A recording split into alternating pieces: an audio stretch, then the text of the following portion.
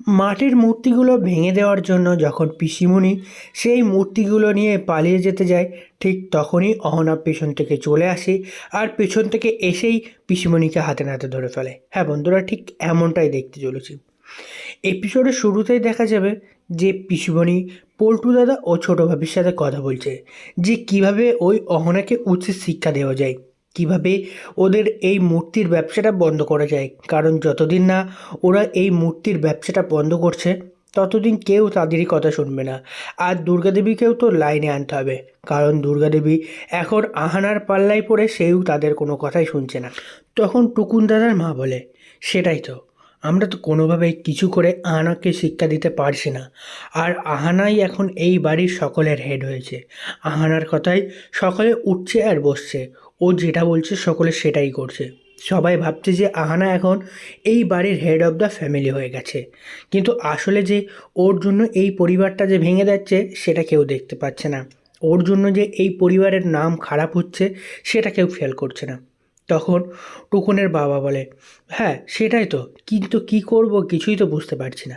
তখন পিসিমণি বলে যে তোমরা কেউ চিন্তা করো না, আমি কিন্তু সব কিছু প্ল্যানিং করেই রেখেছি।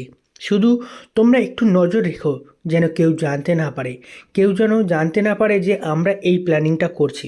তখনই টুকুন দাদার মা বলে যে কিন্তু কিভাবে, কি করবে তুমি? তখন পিসিমণি বলে, তোমরা শুধু দেখো না, তোমরা শুধু দেখো, দেখতে থাকো যে আমি কি করি। আমি ওই মূর্তিগুলো নিয়ে ভেঙে ফেলবো। আমি যদি মূর্তিগুলো নিয়ে ভেঙে ফেলি, তারা ওর সেটা বিক্রি করতে পারবে না, আর বিক্রি করে টাকা রোজগার করতেও পারবে না। তাহলে তো সব কিছু শেষ হয়ে যাবে। যখন মূর্তি ভাঙা দেখবে তখন নিশ্চয়ই তাদের মনোবল ভেঙে যাবে। আর তার ছাড়া কিন্তু অর্জুনও কিন্তু তাদেরকে সাপোর্ট করছে না, শুধুমাত্র চুপচাপ মেনে নিয়েছে। তাই বলে যে ও সাপোর্ট করছে তা নয়, ও কিন্তু চায় না যে অহনা এইভাবে মূর্তি বানাক আর সেটা নিয়ে বাজারে বিক্রি করুক। এই মতো তারা সব কিছু কাজ করতে থাকে, প্ল্যানিং করতে থাকে যে তারা কখন গিয়ে সুযোগ পাবে আর কখন গিয়ে সেই মূর্তিগুলো ভেঙে নিয়ে আসবে। এরপর হঠাৎ করে একদিন রাত্রের বেলা দেখা যায় যে পিসিমণি চুপি চুপি যেখানে মূর্তি বানানো হচ্ছিল সেখানে যায়। সেখানে গিয়ে দেখে যে একটা ঝুড়ির মধ্যে কতগুলো মূর্তি রাখা আছে। আর সেটা দেখেই পিসিমণি মনে মনে বলে, এবার এই মূর্তিগুলো আমি ভেঙে ফেলবো। এই মূর্তিগুলো ভেঙে ফেললেই তাদেরকে জব্দ করতে পারবো। এবার দেখবো যে তারা কি করে ইনকাম করে। এই বলেই সে মূর্তিগুলো নিয়ে পালানোর চেষ্টা করতে থাকে। এদিকে হঠাৎ করেই তখন দেখা যায় যে অহনাও সেখানে চলে এসেছে।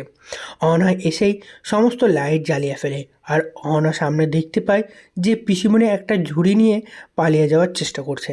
তখন অহনা পিসিমণির কাঁধে গিয়ে হাত রাখে এবং পিসিমণিকে বলে যে পিসিমণি, তুমি কোথায় যাচ্ছ? আর তুমি এই মূর্তির ঝুড়িটা নিয়ে কোথায় যাচ্ছ? তুমি কি আমাদেরকে ক্ষতি করার চেষ্টা করছো? তুমি কি ভেবেছো তুমি এই মূর্তিগুলো নিয়ে যাবে আর ভেঙে ফেলবে, আমাদেরকে বিপদে ফেলতে পারবে? না, আমরা কিন্তু অতটাও কাছাকাছি করিনি। তাই তোমাদের প্ল্যান কিন্তু আমরা আগে থেকেই জানতে পেরেছিলাম। তাই জন্য তো আমি অপেক্ষা করছিলাম যে তোমাকে কখন আমি হাতে নাতে ধরবো।